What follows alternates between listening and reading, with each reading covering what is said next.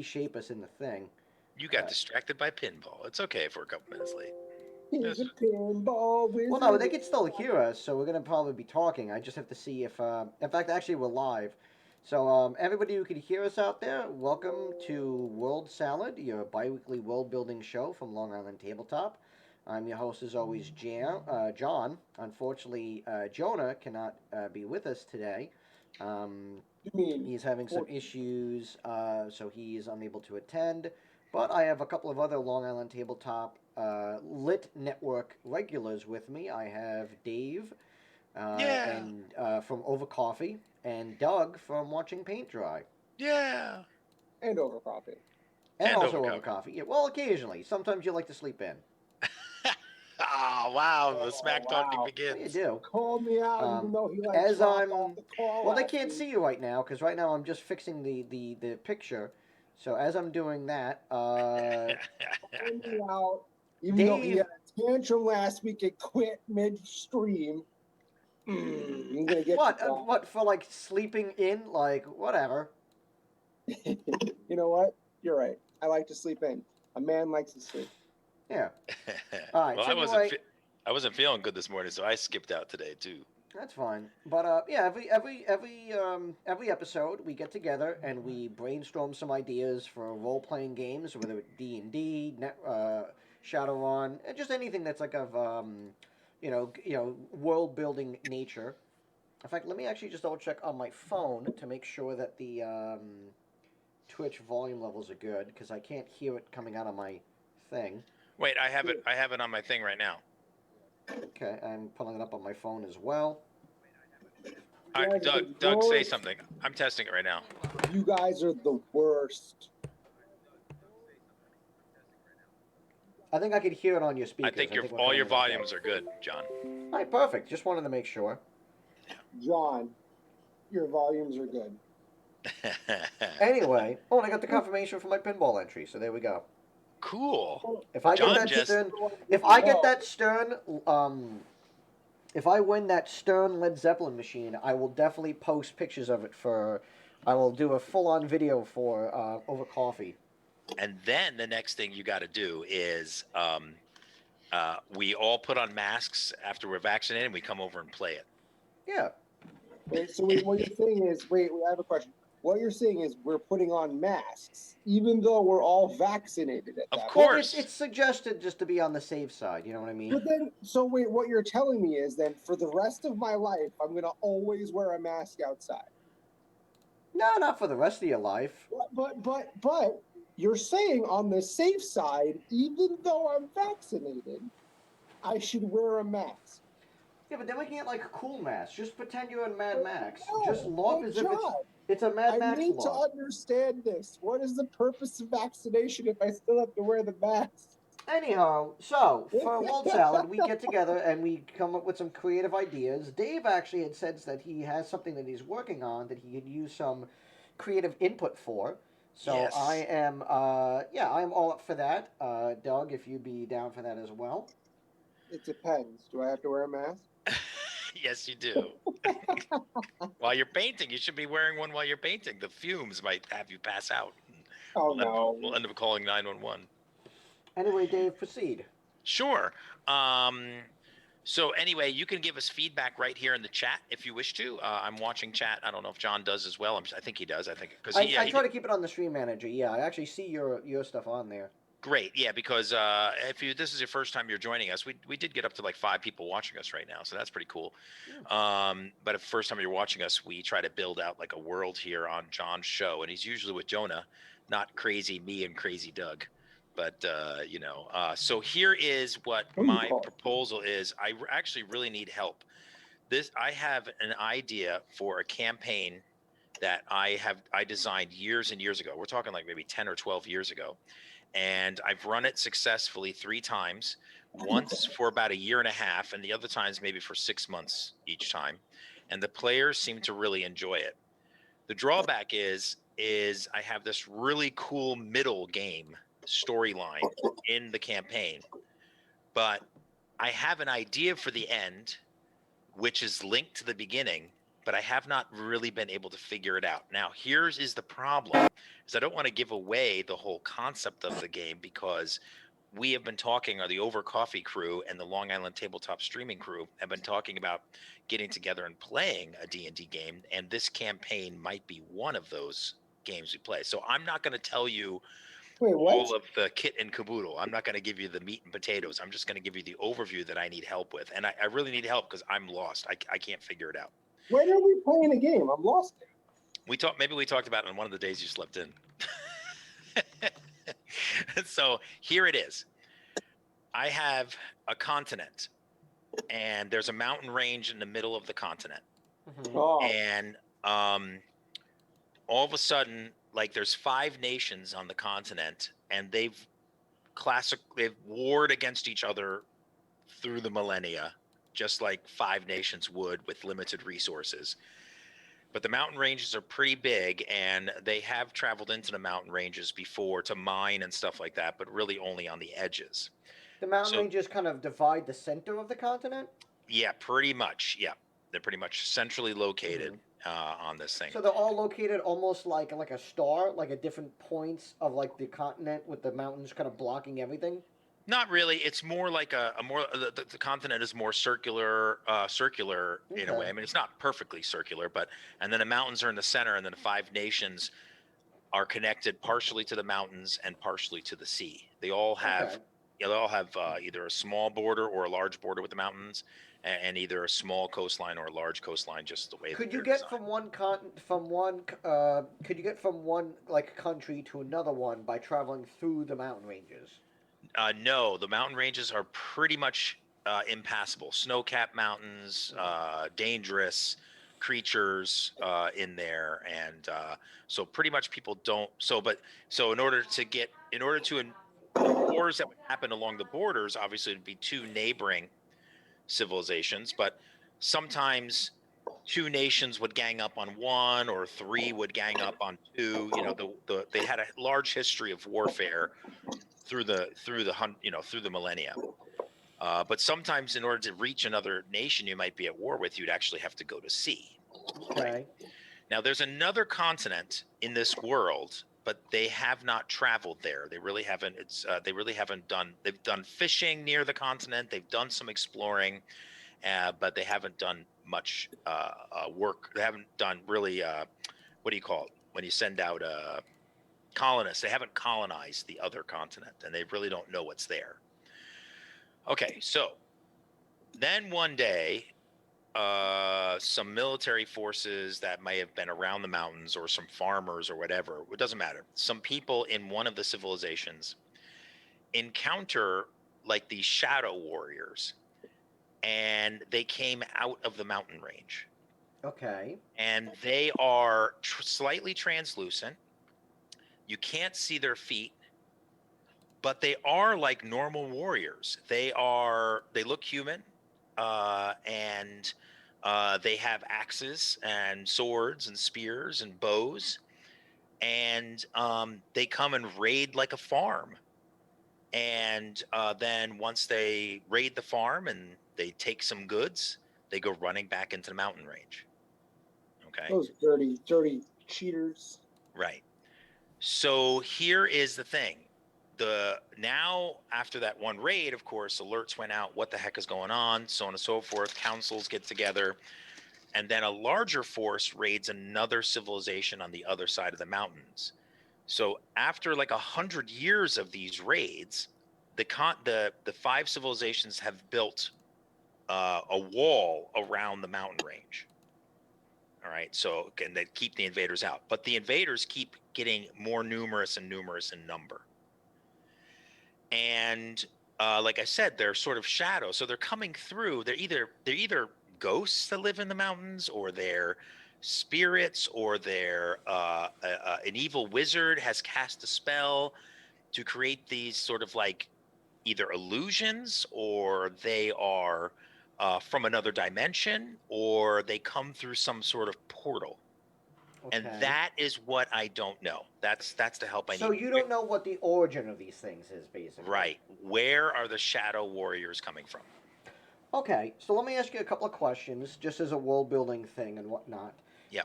I know you said that you want to tie it back to these things in the grand scheme of things. Is it Yes. like the idea that like these are the final villain of the campaign, or is it that like these things are just something that the players have to deal with? Like, what is ultimately like the role that these things have in the grand scheme of things as a whole? So this is how I have started the storyline of the campaign. This is part one, and then there's part two, three, four, whatever. And then that's exactly what I want to do. I want these shadow warriors to be the whoever is doing this, whoever has helped them enter this realm. I want that to be the big boss fight. That's the end of the campaign, to Hmm. figure out how they got here and to stop it. Now they displayed a level of intelligence, but have they done anything specific when they've targeted certain places? Like, does it seem like they're favoring certain resources? Have they like, are they kidnapping people? They're not kidnapping people. They are almost strictly raiding. But as time, now that now in the storyline that I have, these raids have been going on for 100 years and have been gaining in strength to the point where the civilizations have now started to build walls, like I said. So Right, then the shadow warriors show up with catapults and ballistas and like knock down the walls. right. So So basically, what happens is they start small, and then they just keep ramping and ramping and ramping, and also at the same time adjusting and like coming up with new tactics based on what they actually end up encountering. right. And now I've had some ideas on where they come from, and that would be the end game. But I think I've sort of got myself into a quandary by using this as my starting storyline. I thought about even just scrapping it because what happens here in the part one in my background story that I tell the players, it drives what happens in part two. So the characters they're in one of the realms, and the characters now have to do something. And I don't want to tell you what that is in case we ever play this campaign. Right. Well, I But mean, so like So if this is I like was dangerous. Okay? This is like dangerous to talk about because we are considering actually playing. right, but everything I just told you is like would a couple of levels away from what the no, actual. everything I just told you, I tell the characters in the opening the Mm. first time we play, I tell you this story. All right, There you so go. then let me put it this way: in conversations I've had with Jonah on the show, there's nothing necessarily wrong with having this be the backdrop of the story if you want to go with something that's in a without it actually being the main focus. I mean, it's cool if you want to tie it back in, but you could also be that like, hey, look, these raids have been going on for 100 years. The civilizations have tried to man themselves while also fighting over the resources, which are getting more and more limited, and ultimately it's not working out super well for anybody because they're not beating the Shadow Warriors back. They're probably not working together with the other nations or the other countries because it's like, well, why should we have to, cower or work with those who we've been warring it for maybe Right. more than 100 years. I'm assuming that these nations have been fighting for longer than these shadow things Yes. have been around. Now So it could entirely one of the things that's happened is that the shadow warriors are attacking all five nations. right. So it's not And like so it's that even like one nation favoring over the other. It's like they're equally attacking everyone. and the five nations have semi-allied, create sort of an alliance. They still might be angry with one another, start trade wars, and do diplomatic actions. But really, now everybody's resources of the five nations are spent containing the shadow warriors, and they do it as sort of like a loose alliance. So here's a couple of ways I think that you could do like the part to one to two to three if you're looking at it this way. Yeah. I would say like the part one could very well be like a micro problem of like, hey, there is something that we need to do that is threatening the alliance. Like we have these shadow warriors, and that's always in the backdrop. So that could be one of those things of like we always have to worry about raids from these things, but something is jeopardizing things. Like maybe there's a food shortage, and we need to find out why is there a food shortage, or this river that we normally deal with has gotten dammed up, and we need to find out why that is. And none of the other nations are taking responsibility. But it could be that there is maybe like a faction that doesn't like the idea of the alliances, And so, it could be like a personal motivation of like, we're trying to instill conflict to break up this alliance because, it didn't help us, before. Why would it work now? Or, so like I said, like you could take like a micro problem and blow it out of like, Right. okay, this issue is happening while all this stuff is happening in the backdrop, and as the players overcome that, then these things kind of like, sweep in, almost like kind of like the way Game of Thrones has like the White Walkers are always there in the background. Nobody knows about them though, and like Right. everybody's kind of working together, and like you see like the rise of like the rise of like Janie and all that stuff. What's his name, Janie? Well, they have they make the Night's Watch sort of like a collective bunch of people that guard the wall. Right. But the point is like the majority of the show is about like the interpersonal conflicts of everybody until it eventually gets swept in.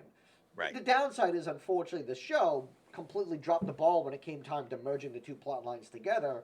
So, I mean, you've got nowhere to go but up from there, Right. And you could very well easily be that, yeah, there's separatists who don't want the idea of an alliance, or there's some other new faction that's like causing conflict, and it could be that like some allies that one nation hired from overseas sees this place as a perfect opportunity to like line their coffers and blame it on the shadow raids. Right. So it could be like, oh, there's these shadow creatures, but now they react way differently than the other ones did, and what's that about? Well, I actually have once, like if we end up playing this campaign, I actually have part 2, 3, and 4. Okay. But what I'm concerned about is my goal, and I never got there. My goal is that the end game, the final boss, would be the whoever is caused these shadow warriors to appear, or how they're appearing, and the characters would have to defeat that. So what I need help with is The where do biggest these spoiler shadow of all. warriors where do these shadow warriors come from, and how did they get there? So this could be. I hate to throw this out there because this could be like a major, if you take this, then it completely, spoils the whole thing. But like if you want to use, you could also use different motivations for different groups. I like the idea based on the way that you're describing it. What if it's a training program? What if there's like some ancient, like magical computer, like not even necessarily a computer, but like some magical construct that like started with like making something that like an ancient civilization that was here well before these 5 countries were to battle and fight against. And for whatever reason, like the nation fell apart. Maybe it died due to illness or just time or whatever. It just completely vanished. And this program sat dormant until like an earthquake or a lightning storm. Something just woke it back up, and it just started what it normally does, which is run program 1, which is start by sending out a small force to train the local combatants as like assuming that the people who are encountering it know what it is. So you see this small force. It would explain why they adapt their tactics, why they start small and then expand and get bigger over time. It's all a matter of like literally, it's a tutorial. It's meant to train to get you there. And the thing of it is that like the problem is nobody knows what's going on, and nobody can get to the mountains because either A, the technology that they had wasn't there, which could be a good plot hook of like, well, you have to find a way to get to the mountains, and it's like, well, these things are incorporeal because they're almost like hard light programs, like they're like, or magic. You could, I mean, that's the great thing about D&D is just it's magic. The reason why they could do what they do is because of magic. Right now, you are touching upon a few things that are very interesting to me, and so I'm taking some notes. Sure. One of the things I forgot to mention is that these, so when the nations raise an army to fight these shadow warriors, and if you were to shoot a bow, at a shadow warrior, shoot an arrow at a shadow warrior, and hit the shadow warrior, it would scream in pain, but there would be no noise. They don't make any noise. Right. And then it would dissipate like a ghost. It would there would be no body. Yeah. But they seem to take damage as if they were humans. They're not like, superhuman. They're not ghosts. They're not zombies, right. whatever. So it could be, like I said, it could very well be that this is some ancient magical training program that the people who are fighting it don't know that, and don't realize, and because there's nobody manning the program, there's nobody to shut it off or turn it off. whatever caused it to happen in the first place could have damaged it to the point where whatever would have stopped it on its own has been unable to terminate. Or if you want to get really freaky deaky, you could be that it's an experiment. There's some other faction, some alien force, whether it's from another dimension, like you said, or even like another plane, who's like, well, why don't we just? We need to learn. Like they're fighting a war, and what they need to do is they need to see how other factions, like you know, other races would deal with how how their training like their combat tactics work. So it's all a matter of like, and that's why these things are always learning, they're always adapting, they're always coming up with something new. But also why they kind of act super weird is it sounds like there's like an artificiality to them. I mean, you can go with the opposite approach, and you can go on a much more supernatural level, and be like, um, that these things are like spirits or ghosts or something like that. Um, you could very much go in the angle of like these things are like the ghosts of soldiers who fought before, and the problem is that they're fighting in a war that they don't realize that they died in, and when they get when they get slain in battle, they die, but they can't really die, so they end up just coming back. And whether, what's the source of that? Is there something actually rising these spirits, or is there just that these things don't know what's going on? Like, again, did something disturb their sleep?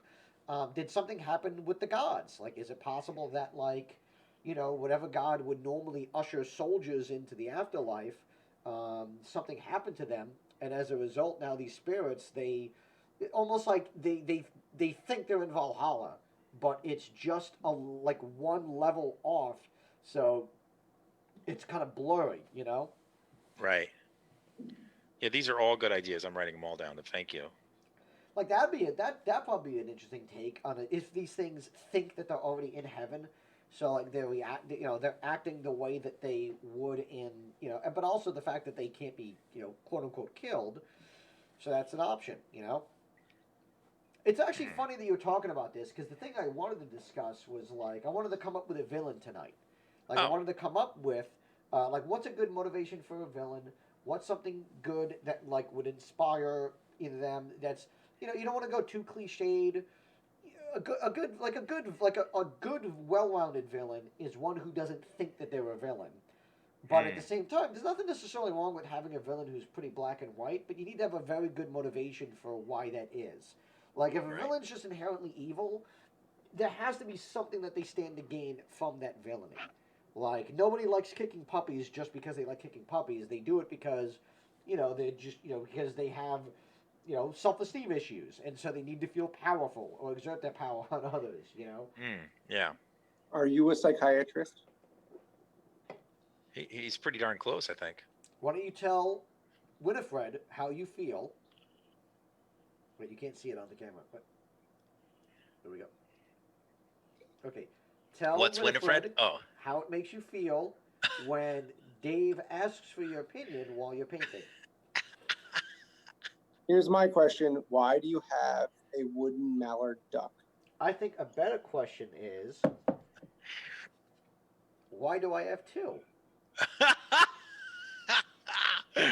Oh, wait, wait. hold on. The better question is, why are they there? They were at a house that we were cleaning out, and I was just like, these are kind of cool.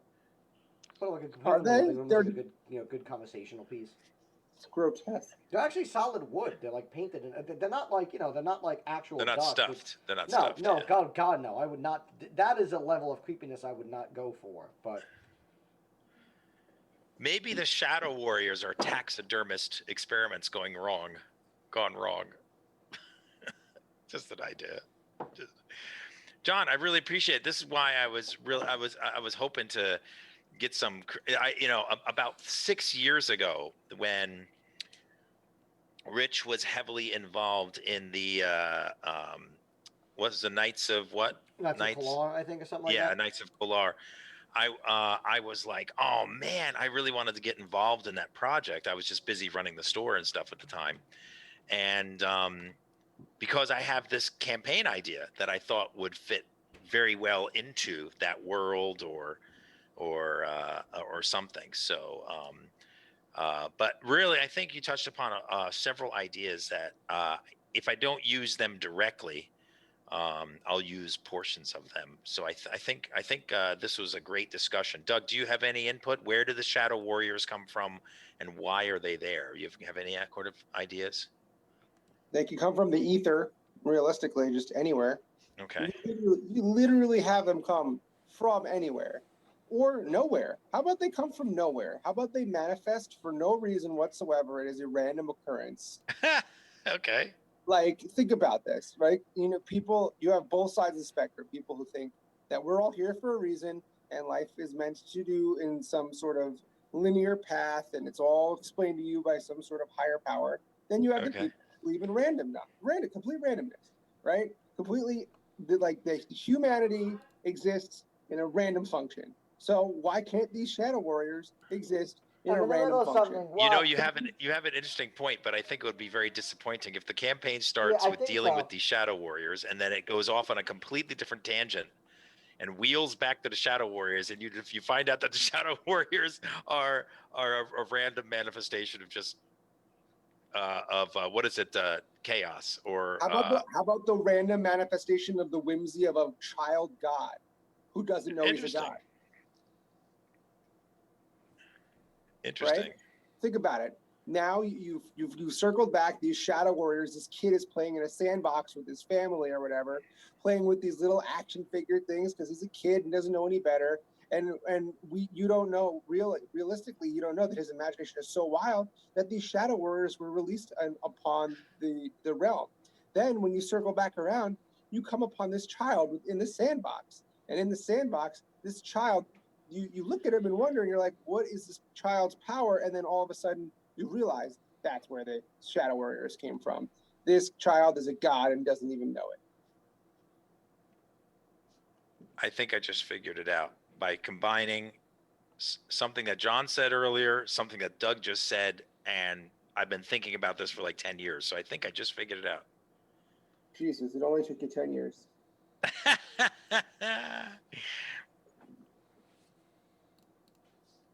guess it could Okay, be well, worse. I'm glad that I'm glad that you managed to, put something together. Like that's cool. Yeah. The drawback is we only did 30 minutes. Now what do we do for the rest of the show? Because I don't That's think a great idea. Good night, everybody. I really appreciate it. This is fantastic for me. But Also, this is why don't we? John. Okay, so how about this? Why don't we? Um, so we mentioned before how like you kind of you needed the overarching issue was like Yeah. the thing that you needed was you needed a way to tie these guys back in. Yeah. So what about like I said, one of those first stage micro issues, like one of those things of like I need something to kind of like where these guys start with that maybe might not be these guys. Like Okay, so here is part of still part one. I'll tell you the rest of the scenario, and I'm not giving you any spoilers. If we do this campaign, this is going to be part of the initial storyline. So I'm not giving anything away. Okay, but it's really interesting, John, for you to tell me the things you told me earlier, because I'm like, holy smoke, John is so creative. He just has this show I think is really good for you. I hope you enjoy doing this show because I love this stuff. yeah, because one of the things that you said, the things that you were saying was like, oh my gosh, this is exactly, I didn't tell you the next part of the storyline. So you have these shadow warriors, you have the 5 nations, you have the wall, you have basically all 5 nations sort of peaceful and sort of like having a peace treaty until they get rid of the shadow warriors in essence. All right. And then you have this other continent, which I told you about, which they haven't colonized. They don't know Mm-hmm. much about it. So here is where the player characters get brought in. You live in one of the civilizations. So you guys determine which civilization you start in. It doesn't matter which one it Okay. is. But there's basically a war council meeting, and you can introduce your characters. Maybe one of you guys are a captain in a military unit, and the other guy, the cleric, might be a medic in a military unit, and whatever. The wizards might work, be researching magic items to try to defend against the shadow warriors, whatever. Anybody of worth is called to the capital of the civilization Mm-hmm. for a meeting with essentially the council, the high council, and the king. And you go into this meeting, and they basically say, okay, everybody that's here, we're about to tell you something that's super secret. And if you tell anybody, we have just passed a law that says if you tell anybody, including your own family, what we're about to tell you, it's under penalty of death, and if you need to Right. leave, you can go, right? And so, of course, the characters stick around. It's sort of railroaded into sticking around. But so then the storyline is this: the storyline is, um, we got word, our spies got word that two of the five nations have said, to heck with this. What is the purpose of continuing to fight these shadow warriors? And they have been secretly building transport vessels and are about to launch thousands, tens of thousands of their population off off our continent to go colonize the new continent. And the drawback to this is if we lose 40% of our military forces, the Shadow Warriors are going to overwhelm the other three nations, and that includes us, which means that our civilization dies. So they have, they got like 200 or 300 people in this room, and they say, I need you all to break up into groups of, 5 and 10s, and we are going to provide you ships. We don't know where these other civilizations are going. We have no knowledge of the new continent. We need you to get on a ship and go to the new world.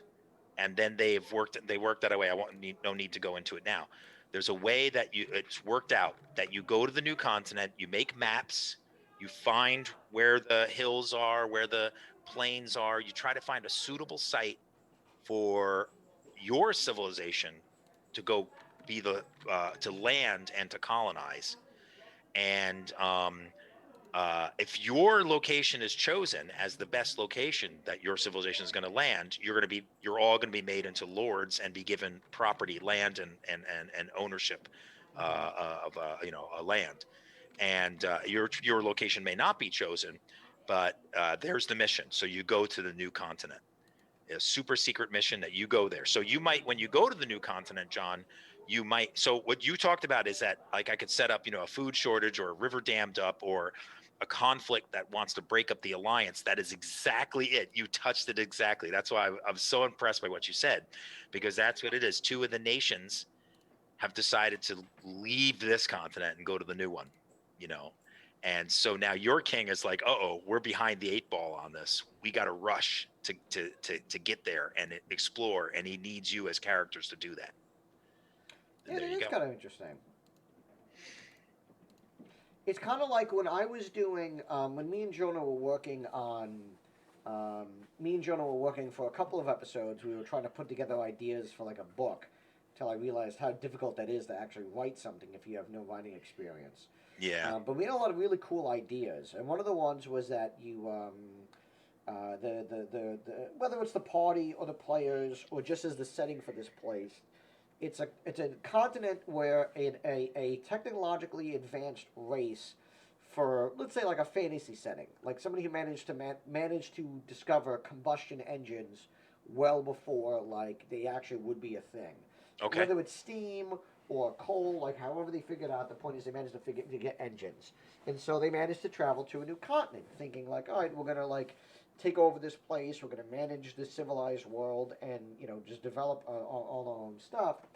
But when they get there, what they don't realize is all the nations there are already kind of settled. Like Mm, there's well, to put it this way, they came from a place where magic was not a thing. It was right. like magic did not exist where they came from, and when they end up going to, all kinds of magic, like crazy, crazy, crazy. The logic being is that magic was more of a science than like something that was like an actual, spiritual kind of thing.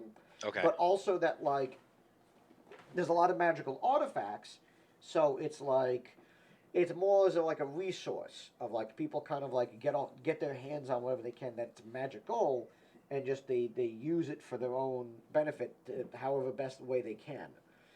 So then the interesting thing is that like one nation was like a very large traditional based one, and then there was a disagreement in there, and they split off to a splinter faction and were basically Mhm. banished. But when they were banished, those who were banished stumbled upon a massive resource of like ancient magical artifacts and stuff like that. So they Okay. managed to immediately gain the upper hand in that even though they were a smaller nation now, they were like weaponized in like a more superior way. And at the same time, to the far south was like this invading force of like foreigners that nobody really knows what they're about, but they have almost like magic power armor. Like Okay. they show up in like these giant like almost like space marine suits with like vorpal axes and like damage resistant armor, and they just like three of these guys could just plow through an army. So they just start on one part of the continent and have been fanning their way up, just cleaving their way through. Hmm. So it's like, Right. yeah, you end up going to a new continent or a new country thinking like, all right, well, we need to develop or we need to get an edge on things, and things are already like crazy, like you kind of enter into the frying pan, so to speak. Right. Right. Right. Yeah. I Yeah. kind of So like that because it was a lot of the ideas of like trying to take like spins on things of like, it was like thinking like, how do you do like how would you do trolls or like ogres if there wasn't really any magical races, and it would have to be like a human like a human civilization that's just so much more powerful that they're almost like equated to like some kind of mythological thing. yeah. Interesting. Now what we So could so do, yeah. Go ahead. I'm sorry. What we could do is I do have my charts. We have a little bit less than half an hour. Yeah. We could also try to come up with a different villain. Not necessarily that you need to use it, but just as like a fun exercise. Sure. Just rolling on a couple of things to kind of determine motivations, things like that. Why don't Dave do me a favor? Why don't you give me a D8? Okay.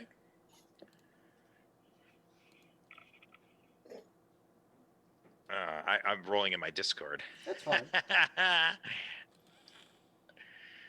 I rolled an 8. Okay, so that would be a cyberpunk setting. So we need Ooh, to come up interesting. with a cyberpunk villain. Okay. Now, a couple Why of are we ways we can coming up go with a about this. cyberpunk villain? We were Wait, talking about normal D&D stuff before, no? yeah, but we're switching gears because I think I got the info I wanted. Unless you got anything else to add, Doug, to the To anything that's come up so far, both with Dave's stuff and the stuff that I've been chatting about. No, I'm good. You guys are good. That's the But problem. Is I'm too good. I solved Dave's problem in the first 10 minutes. Well, I'm hold on so a second. humble Hold too. on a second. John, you have a lot of ideas, and I'm going to use a portion of yours and a portion of Doug's, All right. and I twisted both of those into something I've sort of been thinking about. So Okay. actually, it was a very good collaborative effort. Yeah. But John, you hit upon that one topic. You're like, what you should do, Dave, is after you learn about the Shadow Warriors and the mountain ranges, you should create some sort of conflict between the nations. And I'm like, holy smoke, that's exactly what I did. Good job, John. Yeah. Okay, but go I ahead. mean, that kind of just like sounds like a political atmosphere to me. Yeah, very political. But immediately when the characters are taken off the continent and they go to the new continent, some of the politics, ends and it starts out as an adventure. So what you're saying is, it sounds like the new spin-off series for Game of Thrones. Maybe, yeah. There's another continent on the world, not the one that old Westeros and new West, or what do they call it? It's Westeros, Nooseros. Nooseros, Nooseros. In West Philadelphia. West Philadelphia. There you go. All right, so now Born and raised? you were born and raised in Philadelphia? No, I was starting to sing the Fresh Prince of Bel-Air song. Oh, okay. By the way, just as a side note, I just want to make sure I get it right. Is it Jonathan Cardello? Is that how it's said? Cardelllo. I know, but how do you say it? How do you pronounce it? Cardello. Cardello? Yeah. Okay. And then what is it, Doug? Poniarski? So the O is pronounced like a U, and the I is pronounced like a Y.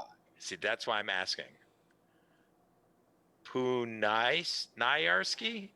So like Ponyarski, because if it was a poo, it'd be two O's, right? Oh. So Ponyarski, like O. Puniarski. Puniarski. See, nobody would know that because Poniarski is the way that I've been thinking it in my head. Poniarski. Don't think. There you go. Don't think. This is like a mini Oprah coffee show right now. Pretty much. Without Rich. So go ahead. So, So it's better. Are you saying it's better without Rich? So what do you? So Jonathan, do you need me to roll again? So we got a cyberpunk. So we got a cyberpunk villain, and now we need to kind of figure out like what what their motivation might be, or what they might be about. Now, there's a couple of ways we can kind of go about doing so. Like we could determine what they have or don't have, which might kind of guide what they're looking to accomplish or what they're looking to gain. So how about this? Why don't we roll to see um, how much let's say cash that they have, how much money they have, and whether or not what they're going off of is, money for like a good reason, or if they're just greedy. So roll a Okay. d10 for me. We're gonna say Okay. 10 means that they're loaded in cash. 1 means they're dirt poor. they're loaded. 7. 7. All right, so they're kind of high on the. They got a little bit more money than average, but they're not like at the top. So it could be somebody who's maybe looking to like make a name for themselves and rise above everybody else. Um, Almost like so like Cyberpunk, I might be conflating a lot with Shadowrun, but I know there's a lot of contacts who usually have you do missions on behalf of corporations. What if you have like somebody who is just that? Like it's a contact who is leading the players along, but is secretly like getting them to do their dirty work while having them take all the heat. It's a contact high. That's pretty good. It's a high contact. But that could be cool. I mean, we could also roll a couple of other things, like how much tech that they have. We could maybe determine like if they're part of like a criminal organization or not. Sure. Let's make it all random. That sounds good to me. All right. So what do you want? What like pick it like what do you think is important to determining like a villain? Like other than motivations and stuff like that. Like we're trying to basically get to the point where motivation rises or bubbles up to the surface. So what do you think is something? So they're kind of they have money but not a ton. So they're doing a little bit better than average, but they might be looking to maybe rise above their rankings. What else do you think would be like? How many military connections that they have? What's their affiliation with the criminal underworld? What do you think would be a good direction to go? I think how high they are in the hierarchy of the organization. You mean like the corporation or company that they work with? Yeah, like are they? You've already mentioned that maybe they're just a contact, to get the dirty work. But maybe we should roll to see if they are roll or determine to see if they're like a sub boss or just like a street urchin.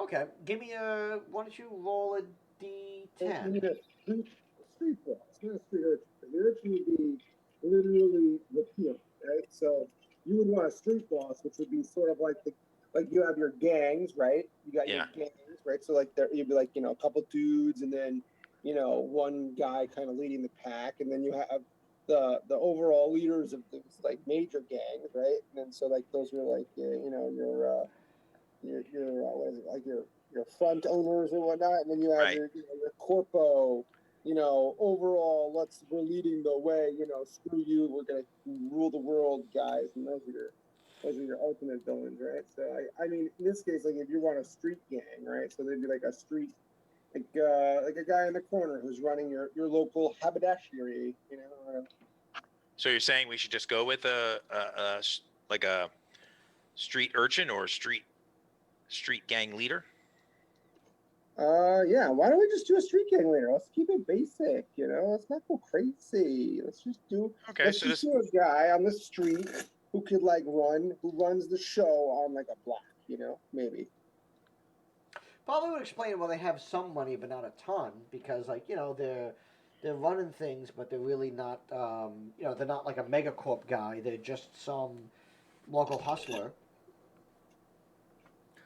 I guess then what would their let's see, if developing a good villain, I guess the next thing would be like what would be what's their angle?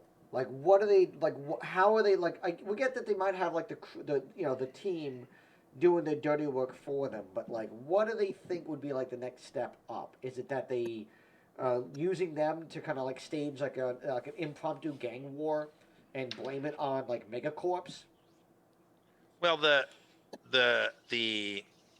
what do they call it? The normal thing would be that they're trying to get power and move up the organization. That would be the trope.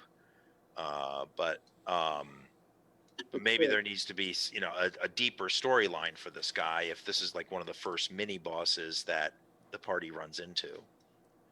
Well, I mean, if you have like a small scale crime boss who's looking to, make it big, and like I said, and they're using the party as a way of like making them think they're doing legit work when it's actually like, kind of funneling into them. Um, then yeah, it could be that maybe this guy is a front for like a bigger, maybe they have some connections to some of these, it's like a megacorp or something like that, and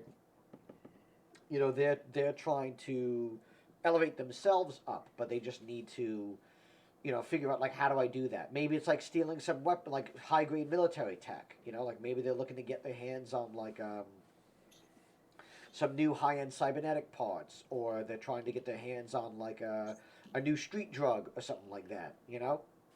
Well, Corner the market. before we keep going, I am going to bid everyone adieu. Okay. Right. I am. Falling I need to asleep. call someone. Yeah, and I'm also falling asleep. But regardless of that, this was fun. I think that this guy needs to have a fake eye. Just letting you know, he needs to have a fake eye. And I got his name already. Ergo Igo. Okay. Like you go, I go. Okay, sounds Yeah, good. Ergo, not Hugo. Ergo. All right, all right. Hugo, I go. How about that one? Hugo, I go. Because now it's like you go, I go. Hugo Igo. Okay. And he's got a fake eye, and his cybernetic. It's a cybernetic eye. That's where his eye went. It goed. Hugo. All right. On that note, good night, everybody. See you later. Bye bye. Thanks for inviting me, John. Have a good one, Doug. Bye. Just have to see if he goofs it, because I know sometimes when somebody drops out, that can I have to refix everything because my head is cut in half. There I go. I lost my eye. Arrgh. I'm gonna fix it. I am Hugo Igo. Yeah, every time somebody drops off of Zoom, it's like Streamlabs OBS does not. That's why I was saying I mentioned one other time to just make the one Zoom room, but this is not normal. Normally you just have, you and your co-host. Right, but also at the same time, it's like the downside is you can't have it so like certain things can just automatically snap into place, because that'd be nice if it's like, hey, look, anytime I start this, I want to just have it where I just do different heads, but they don't do that. Yeah. Anyway, you are very efficient at doing this. You're doing a good job at it.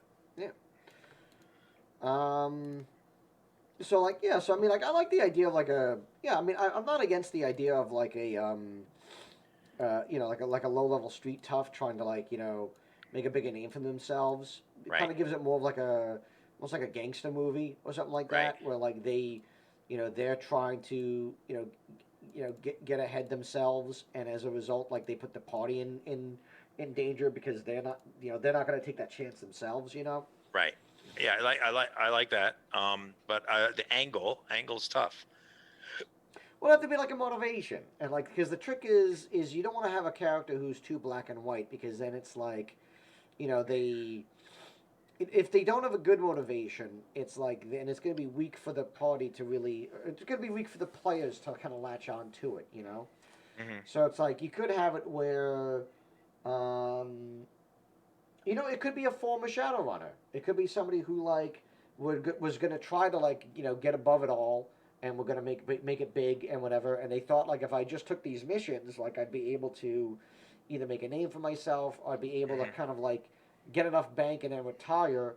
And it just didn't work out that way, either because a mission went bad, or because they realized that there is no escape from this kind of lifestyle. It's like if you end up doing this stuff, that's all you do, and either you die young or just becoming another cog in the whole system. So going that storyline, then the angle is trying to make enough money to get out, buy himself out. You think? Yeah. Yeah. Well, I mean, it'd be like they were kind of already in it. Like the thing would be that like they tried doing things like as a runner. I mean, again, we're talking like in like shadow running, but again, it doesn't necessarily need to be that. It could work for a couple of different cyberpunk games. Um, but the general gist of it is that I just keep resizing your head. Hold on. Oh, The general gist of it is that here we go. Is that yeah they they try basically doing the it's almost like a cautionary tale for the players.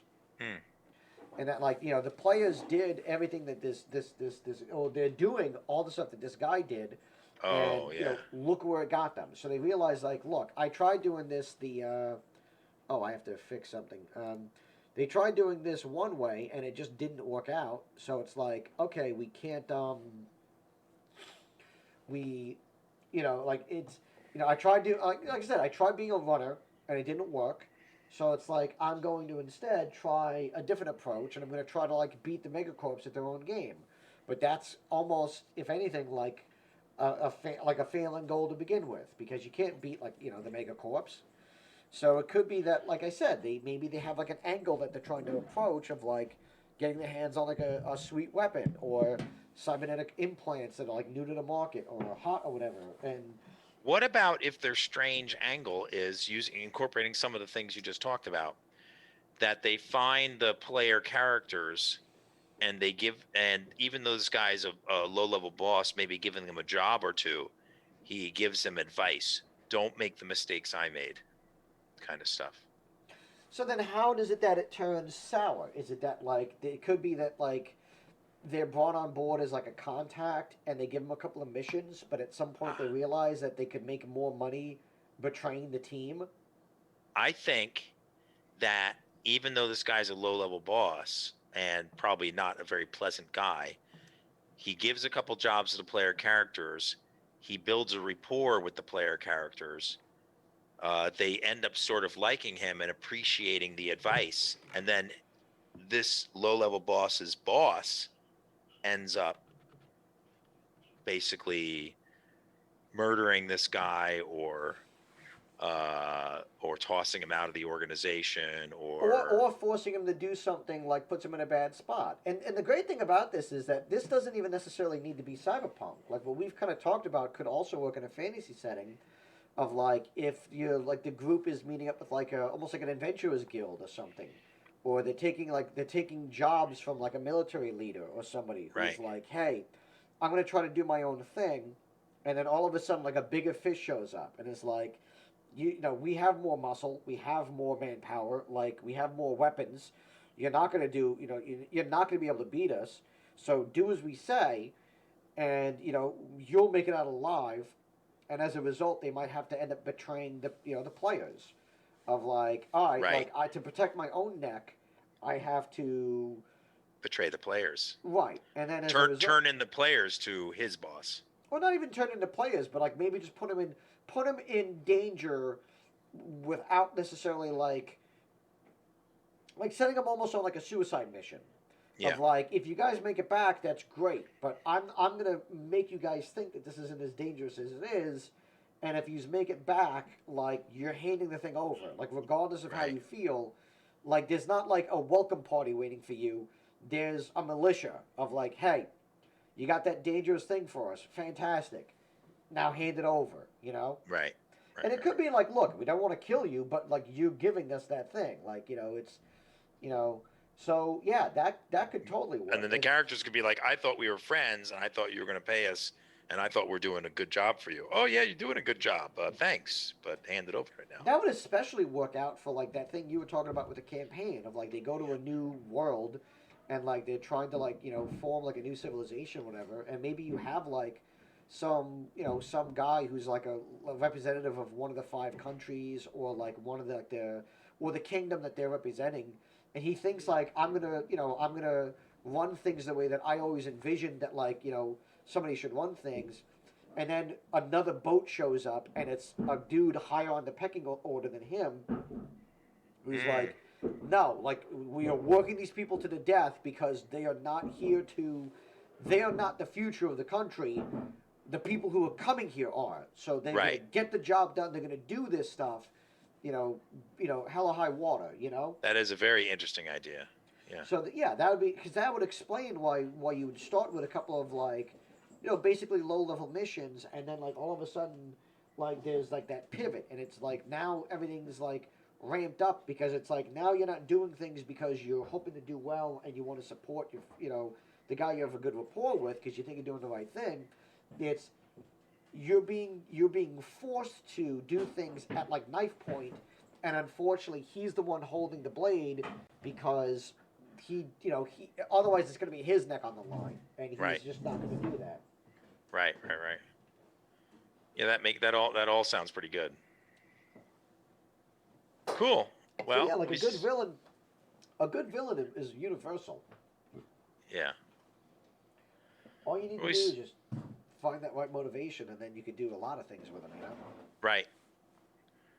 Well, I know we got to end shortly, so thanks. I really appreciate the help that you gave me on the other campaign thing, and Yeah. let's continue talking to Rich and Doug to see if we could get the Long Island tabletop streaming guys together to play a D&D game or something.